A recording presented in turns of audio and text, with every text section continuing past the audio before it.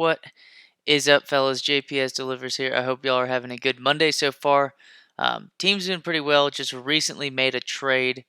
Not many trades going on, but I felt like it wasn't anything. This trade is nothing to improve too much. It's upcoming free agents. We can talk about that in a couple episodes for now. But transaction report, we had a trade Kyle Korver, um, getting Kyle Korver from the T Wolves for what was it? I got Ike Diogu as well, the power forward, trading Josh Howard and PJ Brown to get Kyle Korver. It's just Kyle Korver's younger. He's doesn't cost as much when it comes to salary and stuff. So I thought it was a nice way to open up salary, especially when you got Gilbert Arenas and Al Jefferson eventually going to be due their money. I know Gilbert Arenas will definitely be getting paid over these 5 years, but eventually, when these guys are like 28, 27, or something like that, that's where you're looking at having to pay for them. So might as well utilize having as much money as possible for these two dudes. We're probably gonna have to lose a couple of guys, but yeah, just doing pretty well in the season. First, right now, technically in the conference. Um, After beating what was previously held as the first seed was this Nuggets team. Started off really slow, but had an amazing second half. I mean, Gilbert, fourth quarter was amazing. I think I outscored them like 36. Yeah, there you go. Why do I even have to fucking say so? Like 36 points. I know for sure we scored. They're 21. We were down by one at the end of the third. Since we were down by 8 at halftime and outscored them by 7 in the third. It was a really nice end of the third quarter by our bench with Roger Mason playing really well. He had 6 and 5 in the game, which is pretty damn good in just the 15 minutes. But Gilbert Arenas balled out. Al Jefferson was playing really well. I mean, 12 steals amongst these top three. Al Harrington, a guy that one of the stretch fours that wasn't like a superstar, an all-star really too much, but the guy could shoot lights out. One of the earlier types. If you could think, nowadays with the stretch four in the NBA, Al Harrington would be probably an all star a couple seasons. I mean, when you kind of think about his play of the game. But here we go. We got points per game. Let's look at stats right now. We're at the all star break. We can also run through all star participants and whatnot. LeBron's top scorer. He's also averaging nearly 9 rebounds and 7 assists per game, as well as got nearly 2.5 steals and a block per game. D Wade right behind him on the Bulls, 24. Kobe's right there as well. He tore his right MCL, but I think he'll bounce back pretty well. Him and Duncan have kind of been on and off on injuries, oddly enough, this first season right here. But Al Jefferson right there bouncing back. He kind of went down to about 22, 23-ish, but now he's back to 23.6 and averaging a double double still throughout the year, just doing really well at the award races and whatnot. So it's nice to see that. AI is right there, right behind him with points per game. David West, T Mac, and Paul Pierce to finish out the top 8. Rebounds per game, you got Yao and then Al Jefferson. So it makes sense that Al, one of the top 5 in both, he's top 4 in both rebounds and points, top 2 in rebounds here, obviously. And so it'll make sense. He's in the MVP race. We'll show it in a sec. But Joakim Noah's playing well. He balled on us last time out. Just young player like that, a rookie, it is looking promising for them. And you got Josh Smith and Dwight Howard on this Trailblazers team, looking nice right there. And KG, then David West again playing like an all-star in this season right here. And then you got Zach Randolph and Chris Bosh to top it off for assists per game. Steve Nash at second right there, but AI is balling, averaging a double double in this season, doing really well. The answers getting it done. Jason Kidd's right there. You got Mo Williams, TJ Ford, Calderon Tinsley, and Jameer Nelson. Then you got Gilbert Arenas up there right behind Chris Paul. You got Rondo, Artest, Iverson as well for top and steals. D Wade, Baron Davis, Sean Marion. And then blocks Amari Stoudemire. Andre Blatch doing pretty well, a young player. You got Jermaine O'Neal, Al Jefferson, Birdman right here. And then you got this just beautiful duo of block artists between Dwight Howard and Josh Smith for this Trailblazer team and the Pau Gasol to end it out right there. But we'll go ahead and look at so standings. Top 1 right now in the conference, have a game ahead. Pretty much have the tiebreaker as well, but playing, pretty good defense, I'd have to say, compared to some of these teams. I mean, 100 points per game is still better than half the league in defense, and we're averaging some of the most points per game as well. I think we do have the highest points per game in the league. Just getting it done on offense, especially picking up Kyle Korver, helps a ton. He's an even better spot up shooter than Josh Howard, a better scorer, I'd have to say. Howard might be a better scorer, but Korver's a better shooter. So I'll take that any day, especially when we already have Barbosa and Arenas to do off dribble work. So I'm fine with it. Spurs, even with Duncan being hurt, decent amount. I mean, it's a good team right there with Rashid, a young Mike Conley already at 85, Grant Hill, Jason Richardson, Mike Bibby right there. Technically in the running, as we'll see in a sec, for sixth player of the year, sixth man of the year. And then you got the Knicks with AI at the top of the Eastern Conference right there. And then we'll have to see. The Detroit Pistons with Dirk and Calderon just aren't doing that well. The Phoenix Suns with TP, having to pull off a little bit extra TP off that fucking near the toilet because the team is playing like shit. GM power rankings right behind an Anthony Adams, the third cousin of Samuel Adams, beer distributor and stuff like that.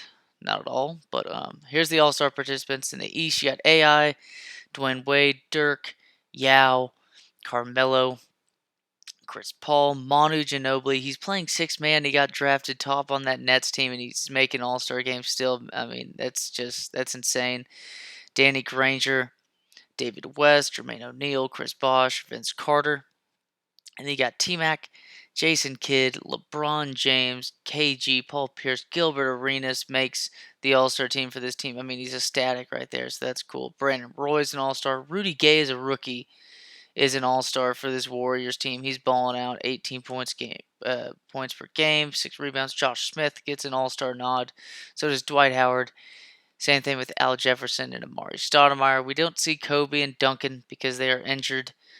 It's unfortunate, but that's just, it's the case when you're injured like that. So, but the dunk competition, we're going to get some old fashioned going on with the Gerald Green, some Josh Smith, Wilson Chandler as a rookie, Jamario Moon as well, getting it done. So that's sick for these teams. 3-point contests. I'm going to have to participate in that with Kyle Korver. You got Ben Gordon, Danny Granger's doing well this season. Ray Allen as well for the same Magic team. And then LeBron's actually in there as well. So that's weird. LeBron's not going to fucking participate in a fucking good dunk competition, but he makes the fucking 3-point competition. I mean, try to fucking explain that one to me. And then the Rising Stars team consists of Kyle Lowry, Jarvis Crittenden, Rudy Gay, Thaddeus Young, Ramon Sessions. So you got 3 dudes on the same Rising Stars team, on the same team. And the Warriors got Joakim Noah, Mike Conley, Wilson Chandler, Julian Wright, and then Andre Bargnani has played decently well stats-wise. I mean, he's pretty garbage, and that team's garbage on the Phoenix Suns. But Aaron Brooks on the Elites, Brandon Roy as well, a young Brandon Roy as well. You got Jamario Moon, Josh Smith, LaMarcus Aldridge, Rodney Stuckey, Azubike, a really athletic wing player. Played for the Warriors at the time, I believe. Yeah, Sean Williams, Luis Scola, and Aaron Gray. Aaron Gray and Bargnani. That's interesting. But yeah, that settles it out for the rosters for the All-Star weekend. Let's look at award races. LeBron right now in the middle of being MVP, I believe, for the first time in his career, because I know he did not win MVP until was it when he was with the Heat, or was it with the Cavs first? I don't remember exactly, but AI right behind him. AI is having a great year, 23 points per game, 10 assists, double-double, and he's got nearly 3 steals per game. So sick. Dwayne Wade's doing well. KG is playing really well with his team. 2 steals, 2 blocks per game, averaging 4 assists, nearly a double-double at 20 and 10. I mean, it's a great season by KG. I think it's an excellent season by Al Jefferson so far.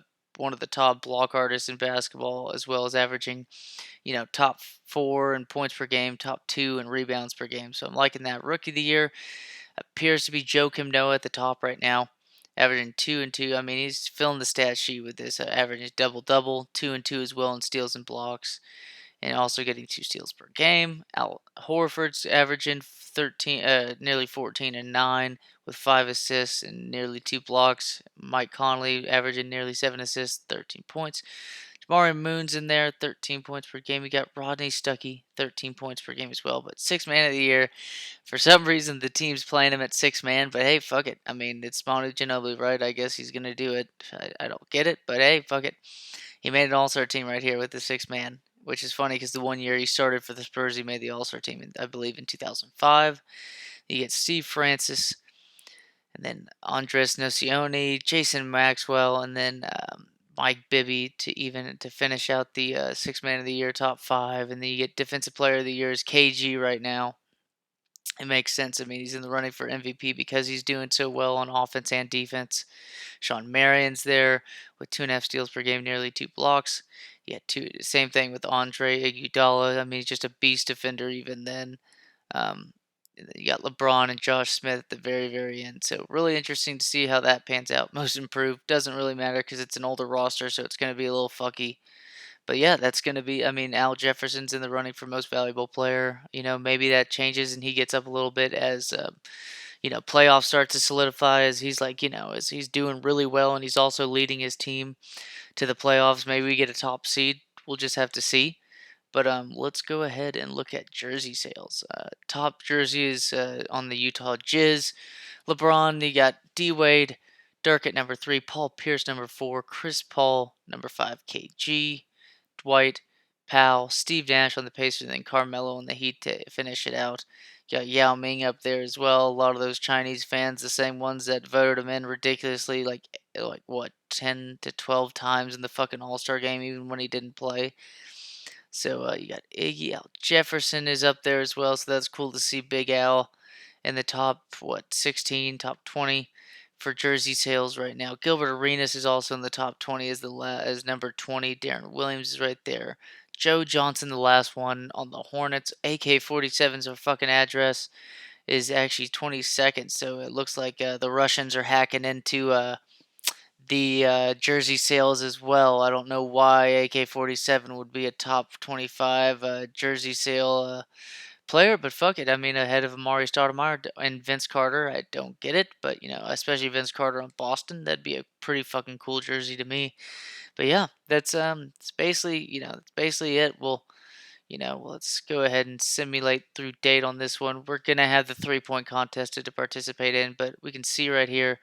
Um, Luis Scola, top scorer, tied with Josh Smith. Josh Smith just filling the stat sheet with 19, 8, 5, and 2. Only 2 turnovers as well. Brandon Roy with a double-double in the game, and he's filled as well. So, man, we'll have to see. But a win right there for the elites in this game. Aldridge gets a double-double as well. No double-doubles, though, on this stacked team that you'd think. This stacked team with Conley, Lowry, Gay, Thaddeus Young as well. But yeah, that's who wins it is the elites. Bargnani got the shit into the stick as well as Julian Wright, but Julian Wright played better with his time. Aaron Gray didn't do shit, as Aaron Gray usually doesn't do shit. Mario Moon played pretty well, but yeah, elites win this one by 3 this time.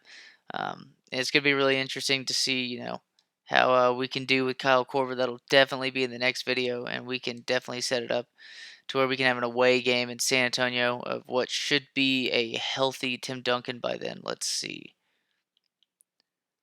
4 to 6 weeks. No, Timmy D is not going to be. Let's see if we play the Spurs again. No, don't. So but we'll have to fit about 4 or 5 games in this one before the end of the season. We'll definitely have to just play San Antonio, though, so we'll have to see. But as always, y'all, I hope y'all appreciated this update video. Just see how things are, the All-Star participants, just all of All-Star weekend and whatnot. I hope y'all are really having a good start to your weeks. Hear from y'all soon. You'll hear from me soon. Have another video up most likely tomorrow. So as always, y'all, be grateful for everything that comes to you, and take care. Later, fellas.